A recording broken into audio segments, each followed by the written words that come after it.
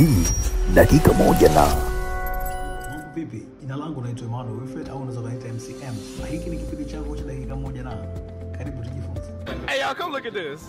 Kipindi chako cha dakika moja na tutakwenda kujifunza kuhusiana na law of mind. Hii ikiwa ni mwendelezo wa zile principles zetu 22. Law of mind ina state kwamba it's better to be the first in the prospect's mind au customer's mind than in the marketplace. Hiki ina maana kwamba ni vizuri zaidi kuwa wa kwanza kwenye ufahamu au kwenye akili ya mteja kuliko kuwa wa kwanza sokoni tu, kwa sababu mteja ndiye anayefanya maamuzi. Na huko sokoni unapokwenda kutafuta wateja huwa wanaangalia kitu gani ambacho kinaacha value kwao. Kwa hiyo hiko ndo kinachowafanya wao wanakikumbuka kwa haraka. Kwa mfano, leo mtu ukisikia ameenda kununua simu mpya, jambo ambalo la kwanza wewe utajiuliza ni je, ni iPhone? Je, ni Samsung? Je, ni Google Pixel?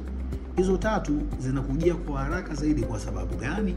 Ni simu ambazo zina features nzuri, zinaleta impact kwa watu kutokana na mahitaji ya kila mtu na gharama.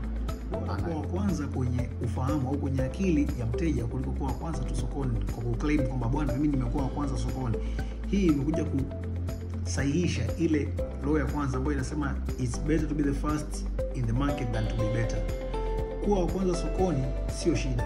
Je, unakumbukwa? Unaweza ukawa kwanza kweli lakini unakumbukwa? Take your chances. Pangilia vitu vyako, wekeza, lakini jua chochote ambacho unakifanya leo kwenye biashara yako kiweke thamani. Ili hiyo thamani iweze kumstua mteja na kumfanya kuwaza na kukumbuka kile. That was my time. Till next time. Mara jina langu